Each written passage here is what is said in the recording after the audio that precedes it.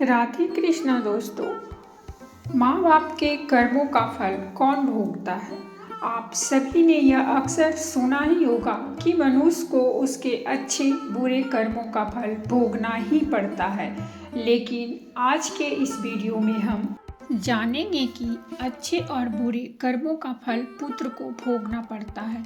जैसे औलाद अच्छा या बुरा कर्म करती है तो उसके उनके माता पिता को भोगना पड़ता है। ठीक उसी प्रकार माता पिता के अच्छे और बुरे कर्मों का फल उनकी औलाद को मिलता है और उन्हें भोगना पड़ता है। एक समय की बात है, एक महान तपस्वी अपने आश्रम में रहता था। एक दिन उसकी पत्नी ने पूछा, स्वामी, क्या माता पिता के अच्छे और बुरे कर्मों का फल उनकी संतान को भोगना पड़ता है।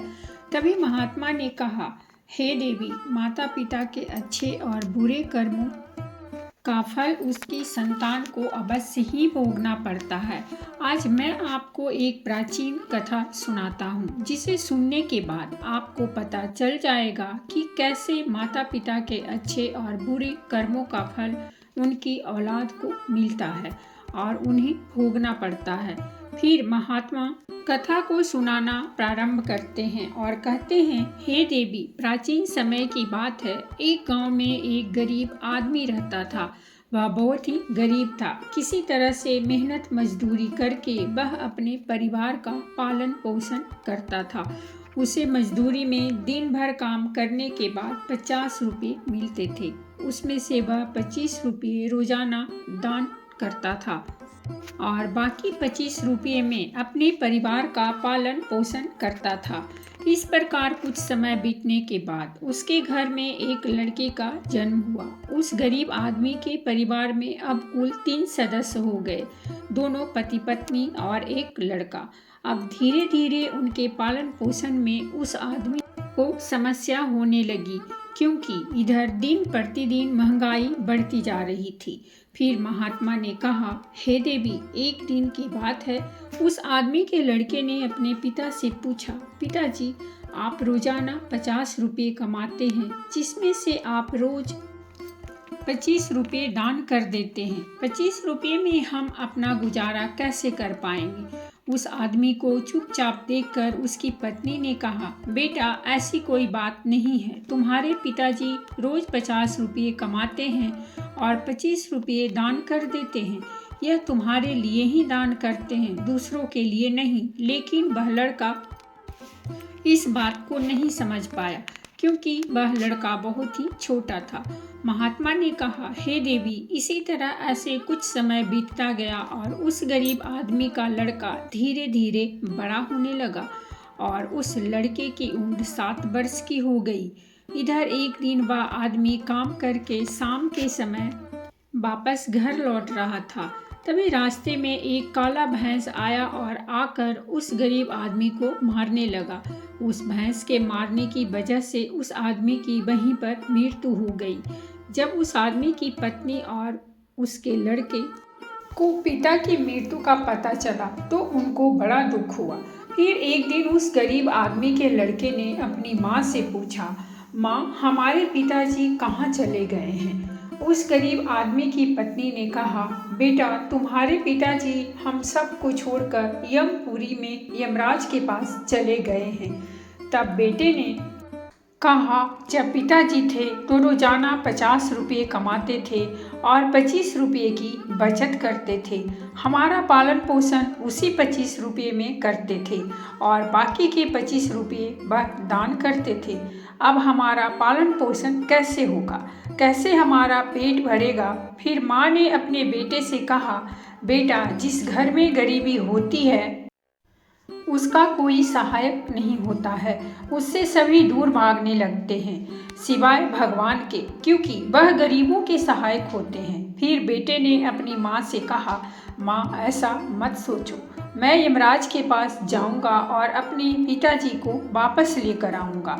हमारी गरीबी देखकर यमराज को हमारे ऊपर अवश्य दया आ जाएगी और वह हमारे पिताजी को मेरे साथ अवश्य भेज देंगे। फिर महात्मा ने कहा, हे देवी, उस छोटे से बच्चे की बात पर उसकी माँ ने ध्यान नहीं दिया।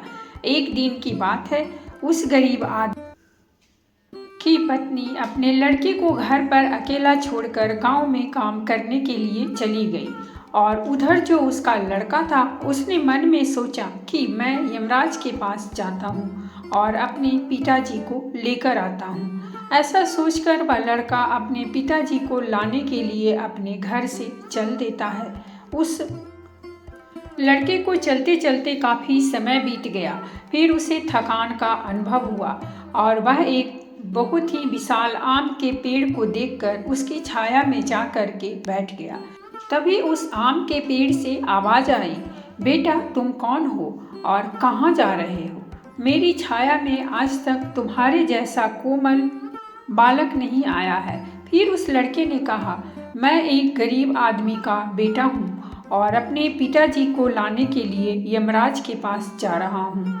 उस आम के पेड़ ने जब उसकी यह बात सुनी तो उसने कहा, बेटा तू मेरे लिए भी यमराज से एक प्रश्न पूछकर आना कि मैं कई वर्षों से यहाँ पर लगा हुआ हूँ, लेकिन मेरा एक भी पत्ता जमीन पर नीचे नहीं गिरता है और न ही मेरी डालियाँ सूखती है। मैं और कितने वर्षों तक यहाँ पर खड़ा रहूँगा? मैंने अपने पूर्व जन्म में ऐसा कौन सा पाप किया था जिस कारण से मुझे इस योनि से मुक्ति नहीं मिल पा रही है?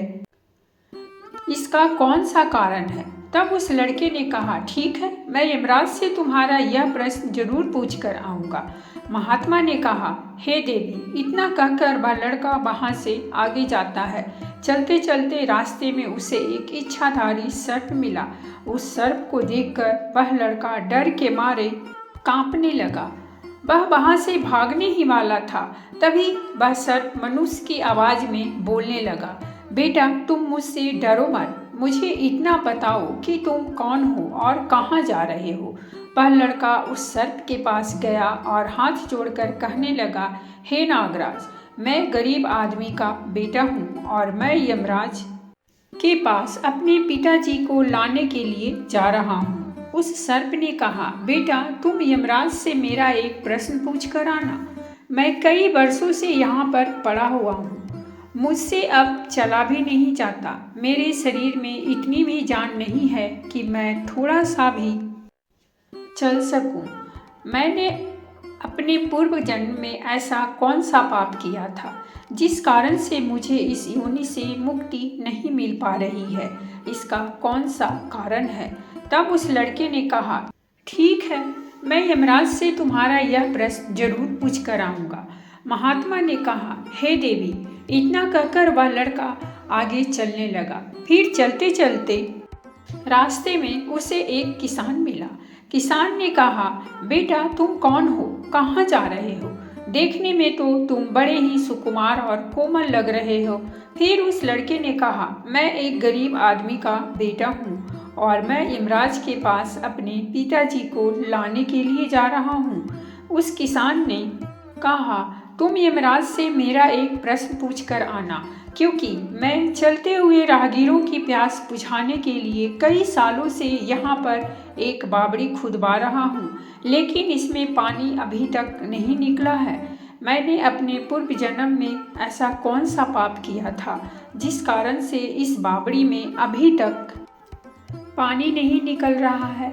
मैंने इनमें बहुत सारे पैसे भी खर्च कर दिए हैं, इसका क्या कारण है? उस लड़के ने कहा, ठीक है, मैं यमराज से आपका यह प्रश्न जरूर पूछ कर आऊँगा।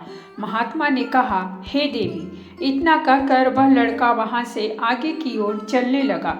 चलते चलते रास्ते में उसे एक बहुत बड़ा तालाब मिला। फिर वह लड़का तालाब के किनारे गया और पानी पीने लगा। तभी उस तालाब से तैरती हुई एक बत्तख आई और कहने लगी, बेटा तुम कौन हो और कहाँ जा रहे हो? तब उस लड़के ने कहा, मैं गरीब आदमी का बेटा हूँ और मैं यमराज के पास अपने पिताजी को लाने के लिए जा रहा हूँ। महात्मा ने कहा, हे देवी। उस लड़के की बात सुनकर उस बतख ने कहा, बेटा तुम यमराज से मेरा एक प्रश्न पूछ कर आना। कई वर्षों से मैं इस तालाब में भटक रही हूँ। मेरी 7 पीढ़ियाँ गुजर गई है, परंतु मैं अभी तक इसी तालाब में रह रही हूँ। मैंने अपने पूर्व जन्म में ऐसा कौन सा पाप किया था जिसके कारण मुझे इस योनि से मुक्ति नहीं मिल पा रही है, इसका क्या कारण है? तब उस लड़के ने कहा, ठीक है, मैं यमराज से तुम्हारा यह प्रश्न जरूर पूछ कर आऊँगा। इतना कहकर वह लड़का वहाँ से आगे की तरफ बढ़ने लगा। चलते चलते तालाब के दूसरे किनारे पर पहुँच गया। दूसरे किनारे पर जब वह पहुँचा तो उसने देखा कि एक मरा हुआ बगुला वहाँ पर पड़ा हुआ था। जब वह लड़का उस मरे हुए बगले को लांघ कर जाने लगा तो वह मरा हुआ बगुला कहने लगा, बेटा तुम कौन हो और कहाँ जा रहे हो? उस लड़के ने उसकी आवाज़ सुनकर कहा कि मैं एक गरीब आदमी का लड़का हूँ और मैं यमराज के पास अपने पिताजी को लाने के लिए जा रहा हूँ।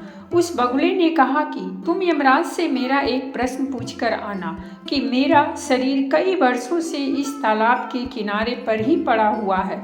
कभी पानी की लहर आती है तो मेरा शरीर तालाब के अंदर चला जाता है और पानी की लहर से वापस तालाब के बाहर निकलकर किनारे पर आ जाता है। न तो मेरा शरीर गलता है और न ही सड़ता है।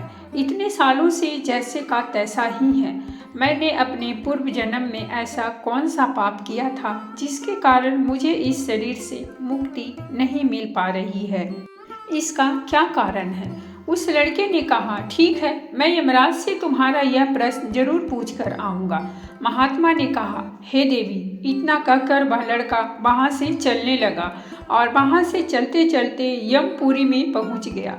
वहाँ पहुँचकर उसने यमराज को प्रणाम किया और हाथ जोड़कर कहने लगा, हे यमराज, जब मेरे पिताजी घर पर थे तो वह रोजाना 50 रुपये कमाते थे, जिसमें से 25 रुपये तो दान कर देते थे और 25 रुपये से हम लोगों का पालन पोषण करते थे।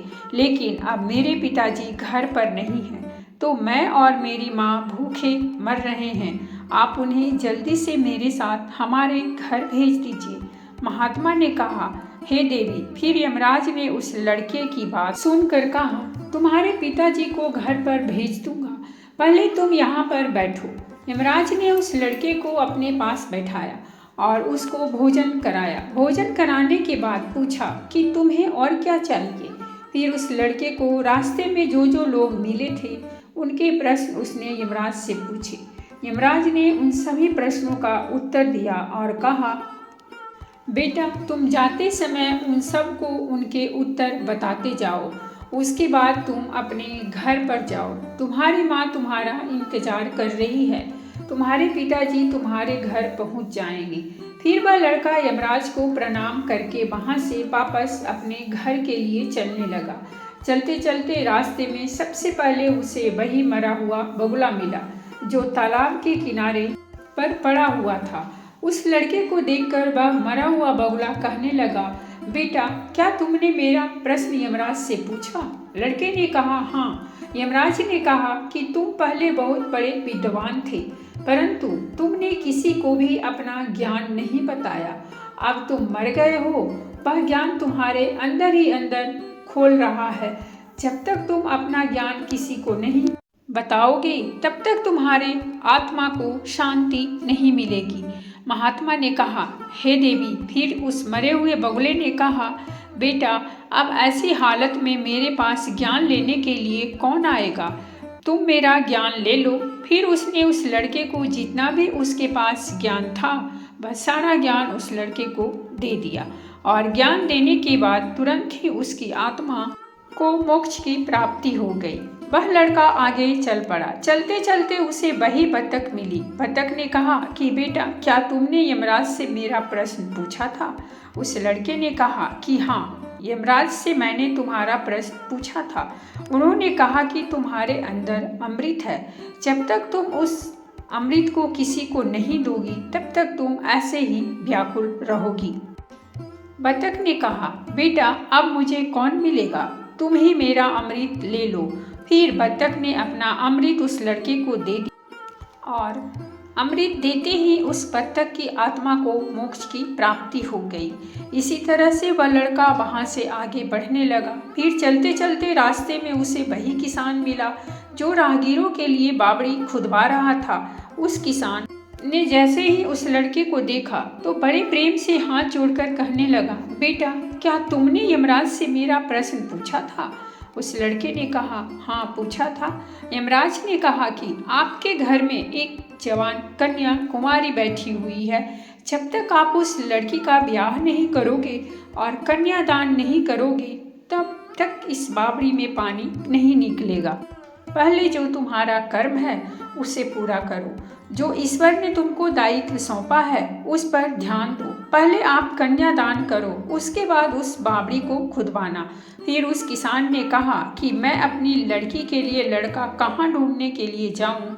तुम मुझसे बहुत ही सीधे साधे स्वभाव के दिख रहे हो और सुंदर भी हो और देखने में बहुत ही अच्छे दिख रहे हो, इसीलिए बेटा तुम ही मेरी लड़की से विवाह कर लो।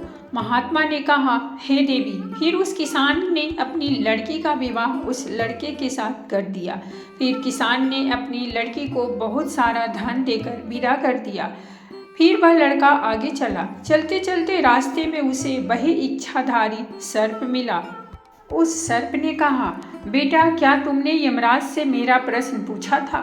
तब उस लड़के ने कहा कि हाँ, पूछा था। यमराज ने कहा कि तुम्हारे पास जो नागमणि है, तुम उस नागमणि को धरती पर नहीं उगलते हो और न ही कभी किसी को दान दिया है। जब तक तुम इस नागमणि का दान नहीं करोगे, तब तक तुम्हारा शरीर ऐसे ही बना रहेगा।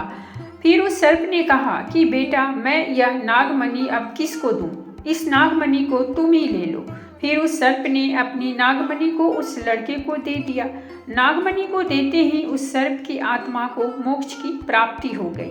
इस तरह से वह लड़का अपनी पत्नी को लेकर फिर आगे चलने लगा। चलते चलते रास्ते में उसे वही आम का विशाल पेड़ मिला, जिसकी छाया में उसने विश्राम किया था। उसने पूछा, बेटा, क्या तुमने यमराज से मेरा प्रश्न पूछा था? उसने कहा, हाँ, पूछा था। यमराज ने कहा कि पूर्व जन्म में तुम्हारा काम गुरुकुल में बच्चों को शिक्षा देना था। तुम्हारा पद एक गुरु का था, परंतु तुमने अपने पद का सही इस्तेमाल नहीं किया। तुम शिक्षा देने के बदले में छोटे छोटे बच्चों से अपना काम करवाते थे और उन्हें अच्छी तरह से शिक्षा नहीं देते थे।